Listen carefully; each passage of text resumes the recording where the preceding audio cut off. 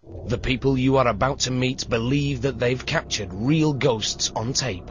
Some of these images are strange, some are disturbing, others are shocking, but none can be authenticated. Are they real? You decide.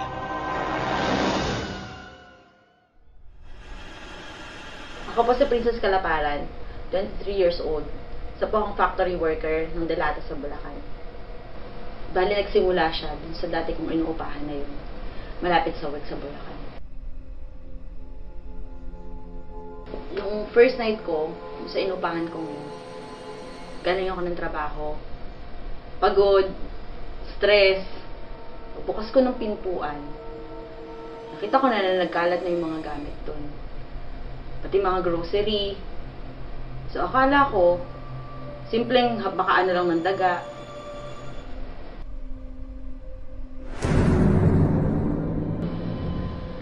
Nung nililigpit ko na yung mga nalaglag na gamit doon sa table, nagulat ako kasi may spam. Sa pagkakaalala ko, wala naman akong binibiling spam. So, inisip ko na lang na baka nga nadampot ko yun sa grocery store o baka naiwan siya nung dati na umupahan doon sa bahay. Ang sumunod na araw, Sabado yun, rest day. So, pahinga, mag-isa ka sa bahay. Ang ginawa ko lang that time, nag-picture-picture lang ako. Halos buong part ng bahay, pinicturean ko. Ngayon, to update lang si Mama, nag-online ako. In-upload ko yung mga photos nung sa bahay. Nagulat ako, minessage ako ni Mama. Sino yung lalaki nasa likod mo?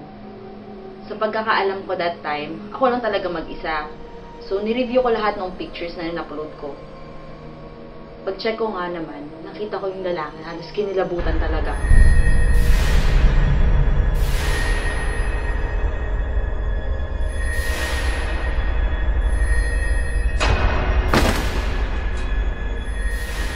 Kinabahan ako dun sa Delata, na parang may something. So, ang ginawa ko, bago pa may mangyari, tinapon ko na siya. Tinapon ko na yung spam na yun. 3:00 ng madaling araw. Nalipungatan ako.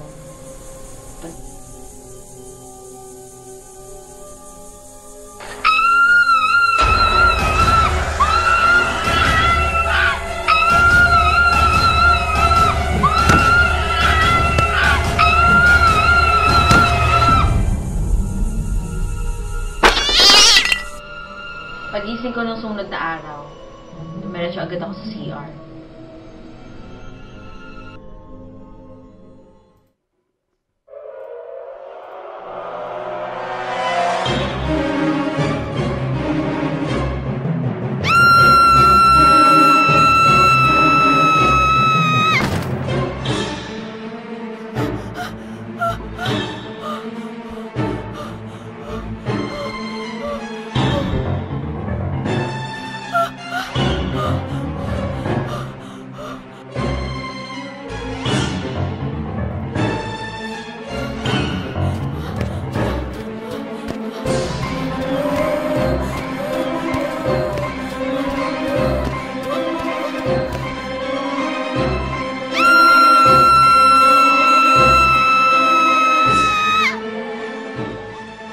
Tapos ang lahat-lahat na nangyaring yun, lahat ng kamabalaghang yun, hindi na ako bumalik dun.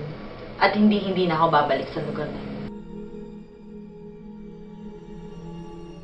Sa case na to, ang nagpaparamdam sa kanya ay tinatawag na earthbound spirit. Sila yung mga espiritu na hindi nila alam na patay na sila.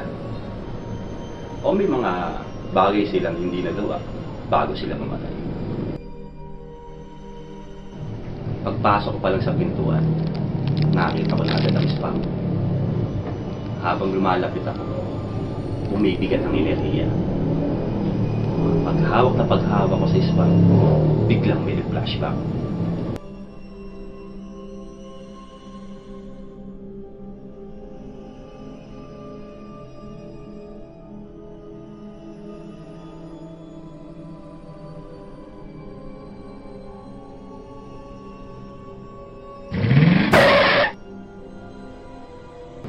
matindi ang panghihinayang itong kaluluwang ito dahil hindi niya natikman ang pinakaasam-asam niyang spam.